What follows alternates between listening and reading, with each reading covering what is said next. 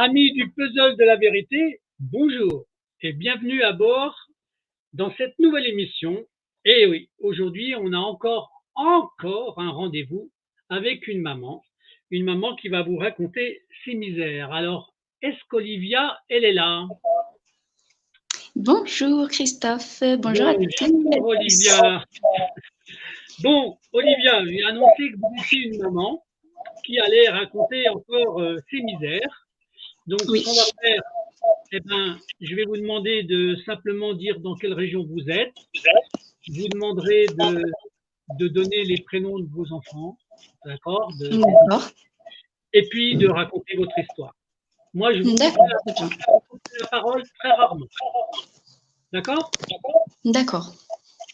Olivia, vous avez la parole. Allez-y. Alors tout d'abord, je m'appelle Olivia, j'ai 27 ans, je suis en Lozère. Voilà, donc je suis une jeune maman à qui on a placé deux petits-enfants, donc de 4 ans et 2 ans. Un petit garçon qui s'appelle Jamal et une petite fille qui s'appelle Inaya, qui ont perdu leur papa du coup le 31 décembre 2022. Donc, suite au placement des enfants. Euh, voilà, je vais faire une présentation courte du papa. Il s'appelait Monsieur Spadjari Karim. Il avait 35 ans quand il est décédé. Et en fait, il est décédé, il prenait beaucoup de médicaments, il a fait une overdose. Et il est décédé suite au placement des enfants, le fait qu'il y ait une mesure de contrôle judiciaire. Et voilà, donc il était un peu, on va dire, le souffre-douleur, un petit peu des services juridiques, des services commissariat de police, tribunal, ASE. Donc D'accord. tout ce système-là, en fait, donc l'ont détruit. Et le papa se renfermait sur lui, ne parlait pas à sa famille, même à moi-même. Donc voilà, il n'y avait que lui à pépé. Et voilà, donc j'attends des résultats du coup liés à son dossier psychiatrique. Oui. Et suite à cela, j'ai deux enfants qui sont placés du coup en famille d'accueil. Donc mon fils est du côté d'Alès, donc chez un couple de personnes qui n'ont pas d'enfants, à part des animaux. Et ma fille sur la Lozère aussi, du coup, avec une petite qui est placée aussi, que je connais du coup. Donc D'accord. chez une femme qui est seule et qui a un fils de 18 ans. Donc ces deux enfants qui ne sont pas ensemble depuis la naissance. Voilà, donc je pense que mon fils le supporte très mal. Ces deux enfants dont j'ai eu le PPE, non, donc il n'y a pas eu d'OPP. Donc pour mon fils, on me l'a retiré, en fait, c'était un kidnapping. Il y a eu 3 personnes du coup de l'ASE qui sont venues me prendre mon enfant. On a eu 2 policiers à l'entrée de la maternité qui n'ont pas réagi en fait. Et on a eu affaire à un pédiatre qui s'appelait euh, je sais plus le nom. C'est une personne qui ne travaille plus du coup à l'hôpital de la Lozère. D'accord. Et suite à cela, en fait, le pédiatre a fait des gestes obscènes sur le père de mes enfants pendant qu'il changeait la couche de son fils. Ah Et bon? quelques heures après, en fait, on nous a pris notre enfant. Donc, la police est arrivée, on nous a emmenés au commissariat pour déposer plainte. Et quand on est rentré, donc ils ont même pas pris notre plainte. Et, euh, et quand on est revenu à la maternité, mon fils avait disparu. D'accord. Et pour ma fille, je suis restée 11 jours toute seule à la maternité, enfermée avec elle. Donc, j'avais peur qu'on me prenne ma fille, donc je la gardais avec moi. Et ils sont basés sur le fait que mon fils soit placé pour me prendre ma fille. Donc, au bout du 11e jour, on est venu prendre ma fille. L'OPP, on me l'a donné en main propre, en fait. Mais les dates ne correspondent pas. Donc, il y a à peu près, je crois, une semaine, ça a été fait. On me l'a prise le dernier jour, quoi. Et pour mon fils, j'ai reçu le PPE, je pense, une semaine après, ou un mois après, je sais plus, après la naissance de ma fille. Alors, faire, Olivia, pour que les gens comprennent à chaque fois, vous donnez la définition de l'OPP et de la PPE pour que les gens aient bien le cible en tête. Alors, l'OPP, c'est une ordonnance de placement provisoire. Voilà. Et le PPE, c'est un projet de retour de l'enfant au domicile, qui n'est pas Bon, fait, enfin, qui n'est pas fait du tout. Donc, d'accord. Donc, et donc ça, tout ça, ça s'est passé quand exactement la date? ouf, le son est un petit peu. Vous m'avez pas entendu? Je ne vous entends pas très bien, Christophe. Ah, attendez, je vais faire une petite vérification. Je crois qu'il y a un petit problème de son. Est-ce que vous m'entendez là? Pas très bien. Ah, j'étais en train de demander les dates à laquelle c'est arrivé. Non, je n'entends pas le son. Ah, Le son, il est baissé. moi, je vous entends très bien, moi, je vous entends très bien. Donc, Ah oui, alors, attends. je pense qu'il y a eu... Je ne comprends pas. Là, vous m'entendez toujours pas? J'entends un petit peu, mais le son, il est vraiment baissé. Et là, si je vous mets comme ça, est-ce que vous m'entendez mieux ou pas? Ça va un peu mieux. Ça va un Bon, petit peu mieux. alors de toute façon, c'est vous qui parlez et c'est surtout vous qui avez intérêt à avoir du son, donc je vous entends très très bien. Ce que je voulais, c'est que vous racontiez les dates au moment où ça s'est passé, en fait, les dates. Mais j'avais vraiment un problème de son. C'est diminué. Je sais pas. Si je remets comme ça, peut-être. Non. Moi, je vous entends bien, hein. Olivia, je vous entends très bien. Oui, mais c'est moi qui ai un problème de son avec le téléphone. C'est que j'ai eu un appel en même temps. Donc, j'ai enlevé l'appel. Et je sais pas, c'est le son. Au début, ça fonctionnait parfaitement. Mais là, je sais pas. Alors, il faudrait Peut-être peut-être, si je mets les... non. si vous vous déconnectez, vous vous reconnectez. Ça peut peut-être le faire, c'est pas grave. D'accord, je vais essayer pour voir. Je continue l'enregistrement pour pas qu'il soit coupé, d'accord? Vous sortez, vous D'accord. rentrez, d'accord? D'accord, très bien. Et bien, de suite, Christophe. Oui, oui, oui, oui. D'accord.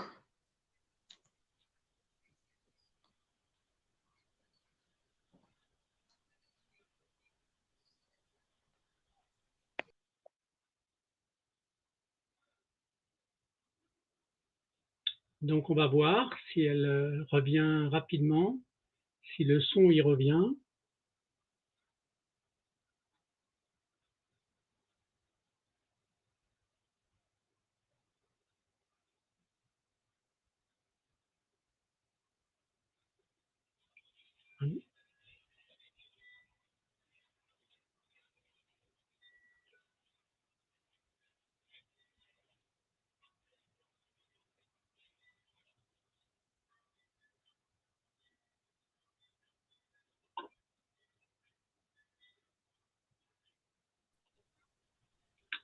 Bonjour Olivia, de retour. Est-ce que vous... Bonjour, Christophe. Là, ça va mieux. Allez, vous touchez plus votre téléphone, Voilà. je ferai une petite coupure, d'accord? Donc D'accord. ça a pas duré longtemps, c'est un petit incident de rien du tout. Donc continuez de raconter votre affaire avec les datations et puis le cheminement des choses en fait. Allez-y. D'accord. Alors, du coup, ben, pour mon fils, ce qui s'est passé, c'est qu'on a eu un pédiatre donc, qui a fait des attouchements au papa. Enfin, des attouchements, c'était plutôt des va-et-vient avec le bassin. Donc, j'ai regardé le pédiatre. En fait, je lui ai dit, monsieur, vous faites quoi? C'est mon homme. Il m'a dit, et alors, c'est un lien fraternel, rien de bien méchant. Donc, c'est ce qu'il a sorti. Du coup, j'ai récupéré mon fils dans les bras. J'ai dit que c'était pas possible, en fait, d'avoir un médecin comme ça. Donc, avec le papa, on a voulu sortir de la maternité. On savait qu'il y avait ISF. En fait, il y avait tout un tas de personnes, du coup, qui allaient s'occuper de nous. Et en fait, le médecin, au moment où on a voulu prendre une décision, a appelé les trois personnes, en fait, trois femmes. Donc, je pense que c'était l'aide sociale à l'enfance. Et quand ils sont arrivés, j'étais en train d'allaiter mon fils et ils m'ont dit, vous savez pourquoi on est là? Je leur ai dit non. Et en fait, c'était pour me prendre mon enfant. Il n'y avait pas de documents, il n'y avait rien du tout. Donc, j'ai dit que c'était pas possible. Des policiers qui n'ont rien fait. Enfin, c'était franchement l'enfer en fait. Je suis partie sans soin de la maternité, mon fils kidnappé. Donc, avec le papa, on est rentré. 4 mois, on était en dépression. Donc, ben, c'est un suivi du coup, pas vraiment une forme de violence conjugale, mais on va dire on se parlait plus, on faisait chambre à part. C'était pas vivable. Moi, je faisais des appels au secours pour qu'on me rende mon fils. Et du coup, bah, ça s'est suivi. On a essayé de faire des démarches. On n'avait pas eu d'avocat au début pour nous aider, donc on connaissait pas nos droits en fait. Donc c'est ça, ils sont basés sur ça en fait. Donc on n'a pas pu faire appel avec le papa. D'accord? Et quelques mois après, oui. Olivia, Olivia, quand ils sont venus chercher l'enfant, le petit garçon, ils l'ont motivé avec quel document? Quel document ils avaient dans les mains? Il y avait rien du tout. Il y avait juste pour des soins du cordon et c'est tout.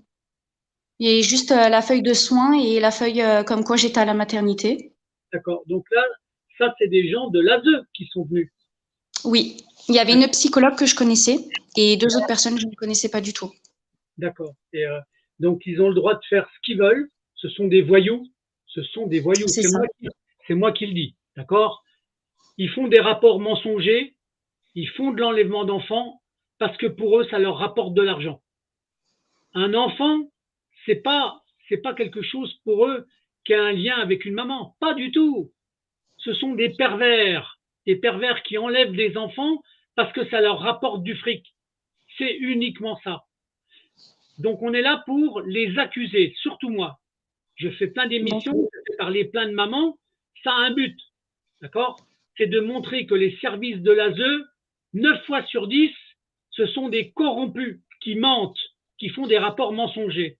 Et des rapports, d'ailleurs, si vous écoutez ce que dit un avocat qui s'appelle Michel Hamas, qui a fait des documentaires importants, qui a priori a pris en charge la défense des enfants avec des processus ou des procédés pour pouvoir combattre ce mécanisme d'injustice. Il faut bien savoir que l'ASE a le pouvoir sur les juges.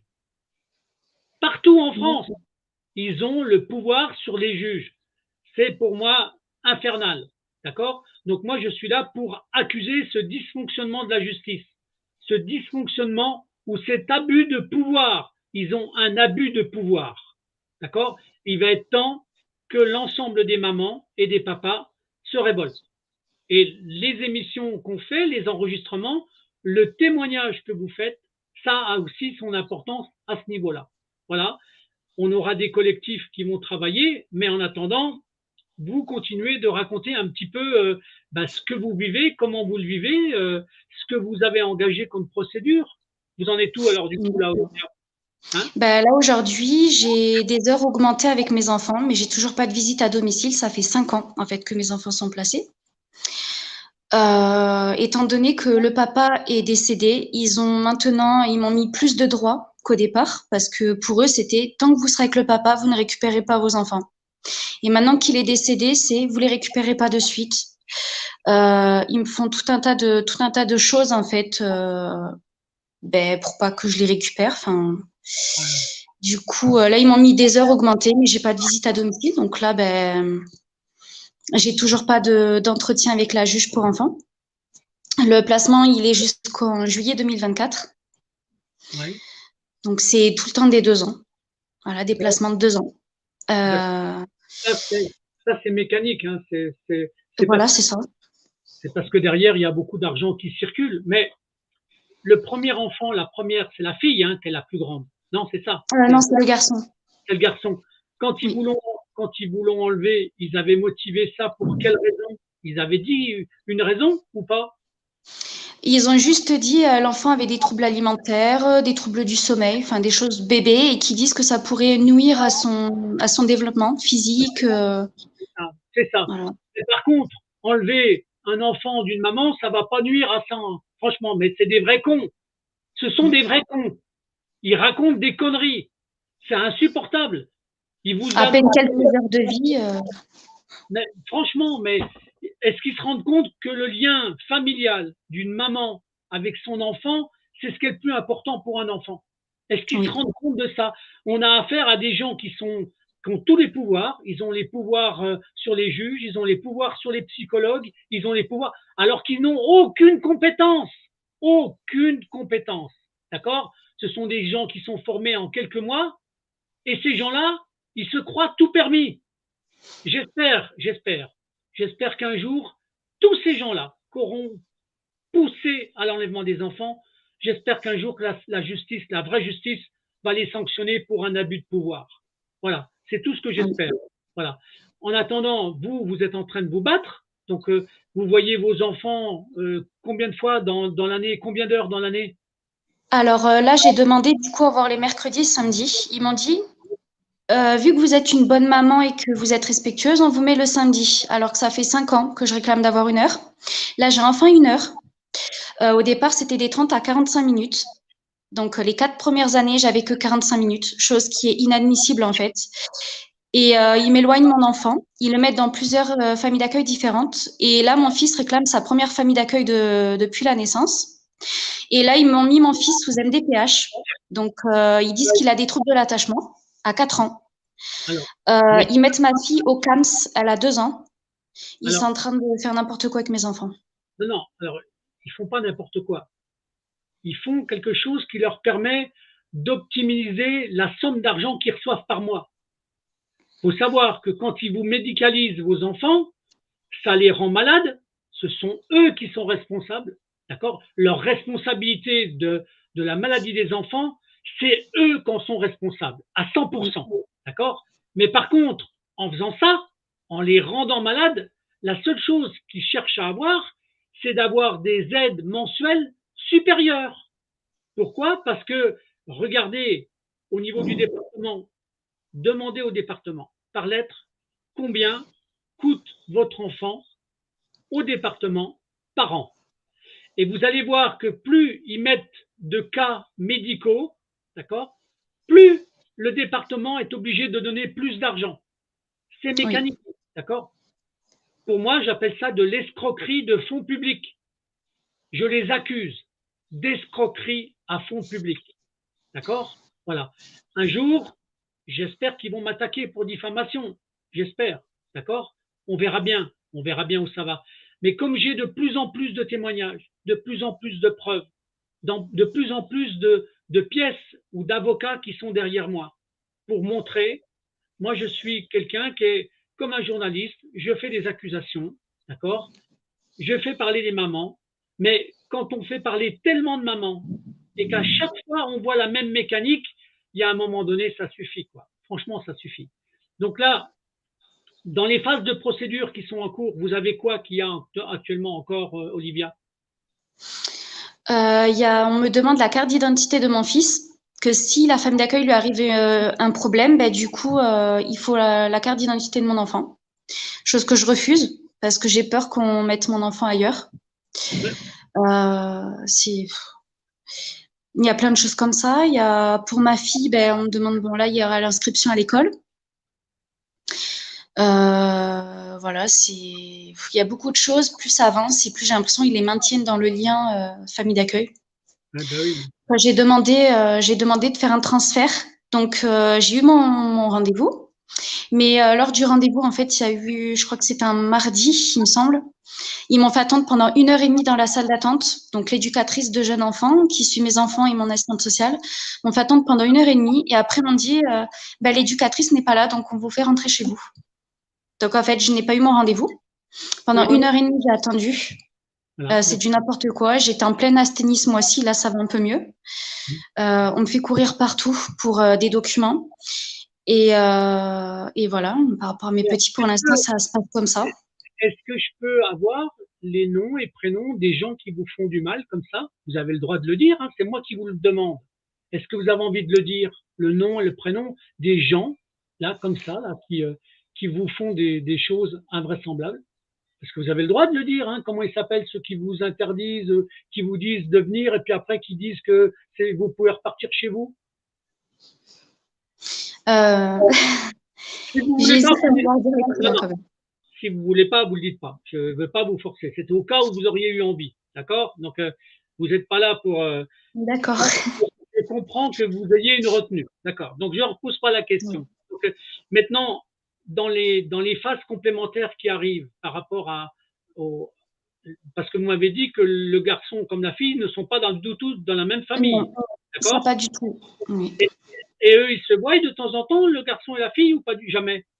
Alors, quand il y a eu, parce que j'avais visite de 10h à 10h45, donc vers 10h30, mon fils arrivait jusqu'à 11h15 par là. Donc, il voyait sa petite sœur que quelques minutes et vers les 11h, ma fille, j'ai dû la ramener.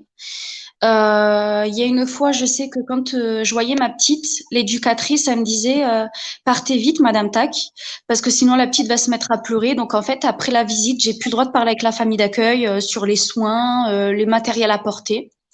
Elle me demandait de partir rapidement et que la visite se terminait après, qu'il fallait que je parte directement.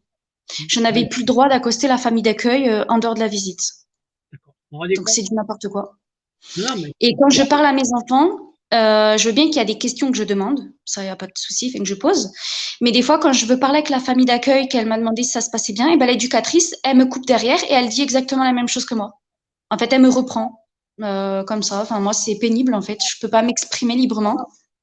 l'éducatrice, c'est l'éducatrice qui est payée par l'ASE? Alors, je sais pas parce qu'elle travaille dans un autre domaine et après, oui, elle a travaillé là pour les enfants, oui. Non, franchement, mais et c'est une éducatrice. C'est une éducatrice. C'est-à-dire que Oui, qui assure les visites, oui. elle Dans assure un les. lien, et ça fait 5 ans en fait que je ne peux pas sortir avec mon enfant dehors, me promener. Je suis Oui, enfermée dans une salle pendant 1h45. J'en peux plus, quoi. et ça s'appelle éducatrice. Mais elle Oui. éduque quoi? Elle éduque quoi? Elle ferait mieux de s'éduquer elle-même. Franchement, elle se regarde dans une glace et puis elle s'enseigne. Elle essaye d'apprendre d'être moins con. Ce serait bien quand même qu'elle s'enseigne elle-même, d'accord? Parce que quand on appelle ça éducatrice, franchement, elle éduque quoi? Elle déstructure la famille et puis elle croit qu'elle est éducatrice. C'est une honte. C'est une honte. Donc, euh, donc ça veut dire que pour l'instant, le frère et la sœur, ils se voient pratiquement jamais, d'accord? Voilà comment on fait une rupture de lien entre la maman et les enfants. C'est une construction qui est faite volontaire, c'est destructeur. Ce sont des destructeurs de liens familiaux, d'accord? Il faut bien le savoir. Et un jour, ça sera puni par la loi. Ça sera puni par la loi. Parce qu'ils respectent même pas les fondamentaux des droits de l'homme. Hein. Rien du tout. Ils passent par-dessus. Ils en ont rien à foutre. La vie des parents, la vie d'un papa, la vie d'une maman, ils en ont rien à foutre. C'est Non, partout. c'est ça. Et voilà. Et quand vous me dites que vous vivez ça dans votre département, mais c'est dans tous les départements pareil. Moi, j'ai des départements, j'ai des témoignages dans le 89, dans le 58, dans le 42, dans le 44, dans le 33, partout en France, il n'y a pas de département qui sauvegarde les enfants. Il y a de temps en temps un département où il y a un avocat qui est virulent, où là, ça se passe des fois un petit peu mieux, d'accord? Mais pour le reste, c'est une horreur. C'est une horreur. Et là, on s'aperçoit quoi? On s'aperçoit qu'il y a un fonctionnement du département. Le département a une grosse enveloppe financière qu'il attribue aux services sociaux. Pour moi, c'est du détournement de fonds publics. On enlève les enfants d'une famille en faisant payer des impôts à des gens avec de l'argent public. Et on paye un système qui enlève le lien familial. Non mais franchement là, on touche le fond, hein, on touche le fond. Et la construction se fait sur plusieurs choses qui sont inadmissibles. Vous, en tant que papa et maman, les parents, n'ont jamais droit au contradictoire. Vous n'avez jamais le droit d'amener des preuves. Jamais. D'accord? La deuxième chose, c'est que la gouvernance, la gouvernance dans un tribunal, c'est pas le juge qui l'a. Le juge, il se repose sur la décision des services sociaux. D'accord? Et derrière, les services sociaux sont en abus de droit sur absolument toute la parenté du papa et de la maman. Ce sont des, ce sont des rapports qui sont 99 fois sur 100 qui sont des rapports mensongers. Et Oui. vous n'en avez pas copie. Vous n'en avez pas Ah, copie. non. D'accord? Parce que si on en avait copie, d'accord, on pourrait déposer plainte pour faux en écriture ou faux mensonge. C'est pour ça qu'ils ne les donnent pas. C'est pour ça qu'ils ne les donnent pas. Mais un jour, la justice va changer. Là, je vous le dis tout net. Parce que comme ils ne respectent pas la loi, comme ils ne respectent pas la justice, d'accord? Ils ne respectent pas jamais. Le monde de l'enfance, c'est un monde qui est abominable. Ils ont ils font tout ce que, enfin, je veux dire, tout ce qui est inadmissible dans la loi française. Absolument, hein, ça bat tous les records. Maintenant, vous, comme vous témoignez, le but, c'est justement ça. C'est que vous montrez que vous êtes une maman comme les autres, qui n'a qu'un espoir, c'est de revoir ses enfants. Parce qu'une maman, pour moi, une maman, c'est le rôle majeur. La maman avec ses enfants, c'est ce qui est pour moi naturel. Ça me paraît évident. Donc, eh ben eux, non. Donc, là, pour l'instant, est-ce que vous avez une procédure qui va sortir encore? Est-ce que vous avez ou vous attendez simplement encore que des décisions de l'ASE? Ben là, du coup, j'envoie des courriers auprès de la juge pour faire accélérer les choses. Donc, c'est vrai que j'aimerais partir de la Lozère, retourner en Creuse où il y a la famille. Donc, j'ai demandé pour un transfert. Donc, je dois attendre une semaine que l'assistante sociale revienne. Mais en même temps, il y a plein d'autres abus d'un autre côté. C'est que j'attends des démarches pour entreprendre du coup le travail. Ouais. Le problème, c'est que l'aide sociale à l'enfance me met des jours où ça ne colle pas avec le travail. Donc, ils me disent que si je travaille, je ne vois pas mes enfants. Et que si je vois mes enfants, ben, le travail, en fait, voilà, je tombe dans un cercle. Et le problème, c'est que en fait, je ne peux pas vivre correctement comme toute personne. J'ai des droits aussi, mais ils sont bafoués. Il y a même un avocat qui m'a dit que nos droits ont été bafoués. Et depuis octobre, en fait, de l'année dernière, on voulait retirer l'autorité parentale au père. Donc, il y a eu le directeur, carrément, avec l'avocat, donc le directeur de l'aide sociale à l'enfance, qui disait que le papa buvait de l'alcool, se droguait, maltraitait les enfants, alors qu'en 45 minutes, on a eu tout le temps un éducateur présent. Donc, tout ça pour lui retirer l'autorité parentale. Donc, ça ne s'est pas passé comme prévu. Donc, du coup, on l'a gardé. Et le papa m'a dit, de toute façon, moi, je peux plus continuer à vivre comme ça. Il a dit, pour que tu récupères les enfants plus vite, j'ai pas le choix de me suicider. En fait, voilà, c'était un suicide qu'il a fait. Il a pris des médicaments par suicide. C'est d'une tristesse absolue. Donc, ça veut dire que ceux qui sont coupables de ce suicide-là, vous savez qui c'est, en fait. Oui. Oh oui. Voilà. Donc, c'est-à-dire qu'on a des services sociaux qui mettent en place le suicide des papas. Non, mais franchement, quand on voit ça, mais ils se sentent pas responsables, hein. Pas du tout. Non, non, non, non. Ils font des misères aux papas, aux mamans, d'accord? Ils enlèvent des enfants abusivement parce que ce qui les intéresse, c'est un business. Je lance une émission sur un média à partir du mois d'avril, une web TV, je ne sais pas si vous connaissez Alliance du Peuple, d'accord? Ça me dit quelque chose. Voilà, donc je suis animateur de cette web TV avec une émission qui va sortir au mois d'avril qui s'appelle L'enfant, un business pas comme les autres. D'accord? Parce que l'enfant, pour eux, c'est une matière première. C'est un produit à vendre. D'accord? Le reste, ils en ont rien à foutre. C'est un produit. Et d'ailleurs, quand vous voyez leur attitude, ils considèrent l'enfant comme un produit, hein, pas comme le lien familial, ça leur passe au-dessus de la tête. Donc, on va donc avoir un nouveau témoignage. Donc, là, la seule chose que là, vous êtes dans la Lozère depuis combien de temps et pourquoi vous étiez venu dans la Lozère? C'était pour être plus proche. Alors, ça va faire 5 ans que je suis en Lozère et je suis venue avec le papa parce qu'au départ, on était en Creuse. On a bougé un petit peu partout, en fait, parce qu'on n'avait pas trop de lien familial, enfin de soutien, on va dire, familial. Ouais. Et on a voulu un coin plus tranquille que Clermont-Ferrand. Donc, on s'est dit, on va sur un coup de tête. J'étais enceinte de mon fils en Lozère. Et déjà, des éducateurs nous ont dit qu'on mettait mon fils en danger parce qu'on n'était pas stable, alors qu'on essaie de trouver un endroit où être stable, justement. Donc, on ne mettait pas du tout mon fils en danger. C'était n'importe quoi. C'est des motifs abusifs. Hein, voilà, c'est ça. Ils font que toute personne bouge en étant enceinte, qui partent en vacances ou pas, c'est exactement la même chose. Alors, mais on leur dit pas ça. Est-ce que je peux vous poser une question indiscrète pour essayer de oui. Est-ce que vous ou le papa des enfants, c'était votre mari ou vous étiez en concubinage? Non, concubinage, mais on n'habitait pas ensemble par la suite. D'accord, ça peut se comprendre. Mais est-ce que vous ou lui, vous avez connu dans votre enfance les services sociaux ou pas du tout? Oui. D'accord. Lui, il a été dans des foyers où ça s'est un peu mal passé. Il a connu des viols par rapport à une petite fille. Lui aussi s'est fait violer à l'âge de 9 ans. Il a eu des pénétrations. donc arrière, du coup. Et moi, à 15 ans, j'ai été violée aussi dans ma famille d'accueil. D'accord. Donc voilà, là, vous comprenez bien que si je vous ai posé la question, c'est parce que les services sociaux, quand ils peuvent faire le même mal qu'ils ont fait à des enfants qui l'ont vécu, qui deviennent parents, ils se régalent. D'accord? Pour eux, c'est. Mais ça, pour moi, ça va devenir dangereux, très dangereux. Oui. Parce qu'il y a un moment donné, il y a un papa, bien sûr, qui se suicide. Mais un jour, ça sera un papa qui prendra un fusil. D'accord? Et qui ira massacrer ces gens-là dans leur bureau. Je vous le dis tout net, ça va arriver parce qu'ils sèment tellement la terreur dans les familles. Ils font tellement d'abus. Ils sont tellement mensongers qu'obligatoirement, ça va finir par arriver.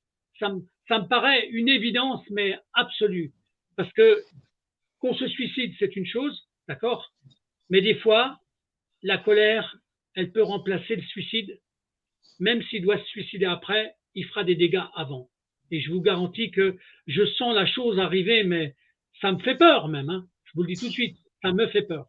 Mais malheureusement, donc là pour l'instant, vous subissez encore les services sociaux parce que vous êtes toujours en relation avec les mêmes personnes tout le temps. C'est tout le temps les mêmes personnes. Non, des fois, il y a des changements. Il y a des changements. Ma fille, des fois, elle va dans d'autres familles. Parce que la famille d'accueil, voilà, à qui on a confié ma fille, n'était pas entièrement famille d'accueil. Quand elle a eu la petite, je crois qu'elle n'était pas entièrement formée. Donc, voilà, en fait, on confie des enfants à des gens qui ne sont pas entièrement formés. Donc, quand ils m'ont pris ma fille, je n'ai pas vu le visage de la famille d'accueil pendant 2 mois. Pour vous dire, parce que je n'ai pas vu ma fille pendant 2 mois. On m'a fait miroiter un accueil mère enfant pendant 9 mois de grossesse. Donc, les gens sont venus à domicile. Et pendant à peu près 1 heure, 2 heures, on me disait que j'allais aller dans un accueil mère-enfant. Donc, je devais y aller pour février. Et au final, en même pas 5 minutes, au tribunal, le directeur de l'ASE me dit, ben, vous savez, c'est maintenant ou jamais que vous prenez une décision en 5 minutes. Et ils m'ont dit, ben, écoutez, votre fille sera placée. Et en fait, elle était déjà placée. Donc, je pouvais pas dire, je vais dans un accueil mère-enfant, même si j'acceptais, j'aurais perdu mon appartement et je me serais retrouvée à la rue. Franchement, c'est de la manigance. Vous vous rendez compte comment ils sont capables de faire autant de choses comme ça. Donc, et la différence d'âge entre le garçon et la fille, c'est quoi? Ils ont 2 ans, 2 ans d'écart. Ils ont 2 ans d'écart, 2 ans d'écart. Oui. Donc, en fin de compte, vous avez jamais eu vos enfants, en fait. Jamais. Non. On a mis une mesure d'AMO, il n'y a personne qui est venu contrôler, pas d'éducateur, personne, et nos enfants n'étaient pas au domicile. Donc, ça, c'est du n'importe quoi. On nous a mis ça pour 6 mois. Et après, voilà, enfin, en gros, on nous a dit que la maltraitance, tout ça, enfin, qu'il y avait des violences devant les enfants, chose qui est totalement faux parce qu'on les a jamais eu à domicile. Donc, c'est du n'importe quoi. On n'a plus de courrier pour nous dire il y aura un placement, rien de tout ça, en fait. Ils sont venus à l'improviste comme ça à la maternité. Ils sont venus les chercher à la maternité, hein, c'est ça. Oui. Et il y a un éducateur, avec la main de ma fille, il a fait « Au revoir, maman », avec la main de mon bébé, puis je l'ai pas revue pendant 2 mois, ma fille. D'accord. Et je peux vous poser une question d'ordre maternel, très maternel? Oui. Est-ce que vous aviez commencé d'allaiter vos enfants? Oui, pour les deux. Voilà, pour les deux. Pour ma fille, mon fils, au bout de 3-4 jours, j'avais plus de lait. Et pour ma fille, j'avais du sang dans le lait, en fait. Donc, il me donnait des médicaments pour accélérer, en fait, l'allaitement. Mais en même pas 5 minutes, j'avais des crevasses. En fait, j'avais super mal. Donc, ma fille, j'arrivais plus à l'allaiter. Je faisais des têtes, j'avais trop mal. Et eux, ils me donnaient des médicaments à base d'orge et tout, dont j'ai été malade, juste pour l'allaitement. Donc, quand j'ai demandé à l'allaiter au biberon, déjà, ça me faisait mal parce que forcément, c'est pas ce que je voulais. Oui. Et en fait, ça les énervait. En fait, ils claquaient les portes, ça les énervait. En fait, que j'arrête pas de demander la bouteille d'eau, le lait en poudre, tout ça. Il fallait que je les appelle toutes les 5 minutes pour dire c'est bon, elle a bu telle ou telle chose, combien de litres et tout. En fait, il fallait que je les appelle à chaque fois. Donc pour moi, c'était pas une vie, quoi. Je me débrouillais toute seule avec ma fille. On m'a dit ah mais il faut demander. Hein, vous savez que vous êtes en observation ici. Ah voilà quoi. Ouais, vous vous rendez compte, j'étais comme un animal dans une cage. Non mais voilà. Mais voilà, c'est le genre de choses, c'est le genre de témoignage qu'il faut dire pour que les gens comprennent ce qu'on est capable de faire au moment. 11 jours, j'étais enfermée dans la maternité, pour vous dire. Et si je partais, ben, ma fille, elle était obligée de rester avec les soignants, tout ça, chose que je ne pouvais pas. En fait, je pouvais pas la laisser toute seule. Le papa avait interdiction d'y aller, étant donné que pour mon fils, ça s'est passé mal à la maternité, parce qu'en fait, il voulait son enfant. Il voulait pas le laisser rentrer pour voir ma fille. Et du coup, il y a un éducateur qui a forcé, en fait, la chose, en fait, qui a dit, c'est sa fille, il a le droit d'aller la voir. Donc, voilà. Et puis, il le voyait moins d'une heure. Et dès qu'il la voyait, ma petite, elle dormait, en fait. Donc, voilà. C'est du n'importe quoi. Donc, alors, en résumé, le petit garçon, il a été enlevé combien de jours après sa naissance? Le jour même, en fait, il y avait 15 jours. Le 23 novembre, il est né et il est parti le 23 novembre, le soir. Et la petite fille, elle, ma fille, au bout de 11 jours. Elle est née le 19 décembre et ils l'ont pris vers le 29, un truc comme ça, décembre. Vous vous rendez compte comment ça détruit le lien familial, en fait? Comment ça détruit le rôle d'une maman? Je comprends qu'après, un papa soit désabusé, en fait. Et comme il l'a vécu en tant qu'enfant, d'accord? Il a vécu pourquoi il se suicide. Simplement parce que il anticipe même ce que ses propres enfants vont vivre. Voilà. Ce que vous, vous avez vécu, vous avez vécu. Parce que vous l'avez vécu aussi, ce genre de choses. D'accord? Et c'est répétitif. Vous vous rendez compte? Et les services sociaux refont la même chose. Ils font resubir à des enfants qui l'ont subi des gens qui deviennent parents au lieu de sauver l'amour d'un papa et d'un maman, ils font l'inverse en fait. C'est terrible, hein, franchement c'est terrible. Mais moi, bon, votre témoignage il va être précieux, Olivia.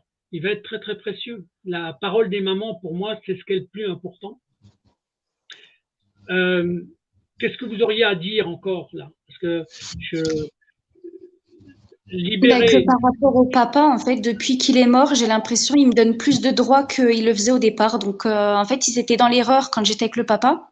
Et une fois que je ne suis plus avec le papa, ils me mettent un peu plus de droits, comme s'ils voulaient que je les récupère toute seule, sans le papa. Et depuis qu'il est mort, en fait, je n'ai pas le droit de consulter son dossier psychiatrique, étant donné que j'ai 2 enfants avec lui. Là, l'hôpital m'interdise l'accès au dossier, étant donné que je ne suis pas mariée avec lui. En fait, on m'interdit tout. Tout ce que je demande, on m'interdit sous prétexte que je suis toute seule ou que, voilà, je comprends pas trop leur truc, mais bon. Voilà.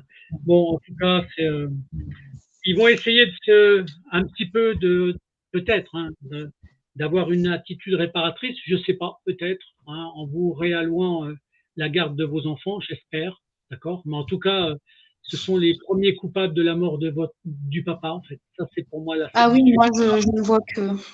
Ouais, d'accord. Et la seule chose que je peux souhaiter, c'est que on vous mette en lien, parce que est-ce que vous êtes en lien avec d'autres mamans à part Nolwenn que vous connaissez? Donc, vous avez d'autres mamans en lien qui subissent ce genre de choses ou pas? Dans ma ville, oui. Là où je vis, on est quand même à peu près 5 mamans qui a ses enfants placés. Pourtant, là, la fin du mois, j'ai un couple d'amis, du coup, qui vont récupérer leur fille. Je pense qu'elle a 2 ans maintenant. J'ai plein de personnes qui ont des droits de visite à domicile et moi, je sais pas si j'étais la première personne à qui ça arrive, mais moi, j'ai toujours pas de visite à domicile, rien du tout. Donc, en fait, j'ai pas de droit. Pourtant, j'ai fait des courriers, j'ai fait tout ce qu'il fallait faire. Je suis respectueuse, tout ça, mais il y a rien du tout qui s'accélère, alors que d'autres n'ont jamais fait de courrier, sont respectueux ou pas. Et voilà, ils ont plus de droits que moi, en fait. Donc, c'est un peu d'injustice, on va dire. Bon, en tout cas, j'espère que ça va se réparer. Ce qui est important, c'est de rester aussi en relation avec ces autres mamans, papas qui ont subi la même chose que vous, d'accord? Il faut rester en relation, parce que le but, c'est de pas rester toute seule dans votre coin, d'accord? C'est très important, hein. Donc, si autour de vous, vous avez une maman qui a envie de faire un témoignage, d'accord? Surtout de ce qu'elle a subi, même si elle a récupéré son enfant, si elle a envie de raconter ce qu'ils avaient fait, si elle en a envie, hein, parce que quand on récupère son enfant, après, on reste silencieux souvent. C'est ce qui me paraît aussi logique, hein, parce que la peur que ça recommence, elle est là. Mais en tout cas, Olivia, moi, je vais faire circuler votre témoignage. Vous avez encore des choses à dire. Vous avez des choses à dire ou on a fait à peu près le tour de votre situation? Non, je pense que j'ai fait le tour de tout. D'accord. Mais c'est vrai que j'ai qu'une envie de les récupérer aussi et de pouvoir partir, en fait, voir la famille, parce que mes enfants me le réclament. Mon fils me dit, maman, je ne connais pas la famille. Donc, il me demandait la mort de son papa à 4 ans. Et quand il est arrivé, la psychologue de l'ASE, je pense, lui a clairement dit, parce que moi, je lui ai dit, papa, il a rejoint les étoiles, en fait. Donc, je lui parle aussi spirituellement un peu. Chose qu'à 4 ans, ils n'ont toujours pas respecté. Le fait que mon fils mange du porc, ils n'ont pas respecté. La circoncision, ils n'ont pas respecté. Et quand j'ai parlé, en fait, par rapport, du coup, au papa, on m'a dit, mais vous savez, Madame Pack, il faut pas lui dire qu'il est dans les étoiles, sinon le petit, il va chercher partout. Et quand mon fils il est arrivé, il m'a dit, maman, mon papa est mort. Alors comment il m'a sorti ça, en fait, mon fils de 4 ans. Donc, j'essaie de lui dire que papa était malade, les médecins ont essayé de le soigner avec des médicaments et ça n'a pas fonctionné. Papa avait le cœur très, très fatigué. Il est parti rejoindre les étoiles. C'est ce que je lui ai dit, en fait. Donc, des mots d'enfant. Vous avez bien fait. De toute façon, vous avez bien fait. Voilà, ce sont. Il me demandait de dire qu'il était parti en vacances. Il a pris une connaissance. Je lui ai dit, c'est n'importe quoi. Okay. Non, mais c'est des manipulateurs, en fait. C'est ça. Bon, en tout cas, Olivia, je suis moi content de votre témoignage. Je vais le faire circuler au plus vite, d'accord? Il va rejoindre la collection des autres mamans, bien entendu, parce que montrer que ça soit des mamans un peu partout, qui vivent ça, c'est important. Et moi, je rappelle d'ailleurs, avant de lancer le générique, je vais faire une chose que vous m'avez, voilà, je rappelle ça en fait. Vous voyez? 21 360, les alerteurs, rendez-vous le 31 mars, le 1er et le 2 avril, avec des gens qui sont importants, qui travaillent sur la défense des enfants, sur la manipulation des services sociaux. D'accord? On a 3 jours de rendez-vous, 3 jours de rendez-vous. On a des collectifs qui sont là, qui sont importants. Et c'est dans le but, justement, d'aider toutes les mamans. Parce que, croyez-moi, des mamans qui sont en abus, d'accord? Donc, il y en a beaucoup. En tout cas, Olivia. Il n'y a pas d'avocat compétent aussi, c'est ça? Parce que moi, ça fait un mois que j'attends que mon avocat me réponde. Mais alors, là, justement, il faut savoir que beaucoup d'avocats lâchent le sujet parce que, à cause des services de l'ASE, leur propre carrière, elle peut être mise en cause. D'accord? Donc, vous avez des avocats qui, au début, commencent de défendre les dossiers, puis après, ils arrêtent. Ils ont tellement de menaces, d'accord? Que des fois, ils arrêtent carrément votre dossier. Carrément. Ils s'en occupent plus. Mais c'est partout, hein. C'est partout pareil. Alors, j'expliquerai pas là pourquoi ils en sont arrivés là et pourquoi, au-dessus de tout ça, on en est arrivé là. Mais moi, ce que je peux vous dire, c'est que pour l'instant, il y a une structure juridique qui est en train de se mettre en place avec un vrai collectif d'avocats qui vont défendre les enfants. Mais je ne le présente pas là parce que comme ça va emmerder beaucoup l'ASE, d'accord, il n'est pas du tout question qu'ils soient au courant tout de suite. Mais ils l'entendent là, mais ils ne savent pas où c'est, ils ne savent pas par qui c'est, ils ne savent pas comment ça va leur arriver sur le coin de la gueule. D'accord? Voilà, c'est ce que je voulais dire. En tout cas, Olivia, je vous remercie de ce témoignage. Et puis, merci beaucoup. Si vous aviez une évolution positive, si un jour vous avez envie de raconter un autre épisode parce que ça va mieux, je vous donnerai la parole, bien entendu. En tout cas, aujourd'hui, je vous remercie de votre témoignage et je me permets de faire un bisou à une maman. D'accord? Okay. Merci beaucoup, Christophe. Et merci toutes et à tous si les personnes ont entendu. Donc, voilà. Voilà. Merci beaucoup. Merci. À bientôt, Christophe. Merci beaucoup. Bisous.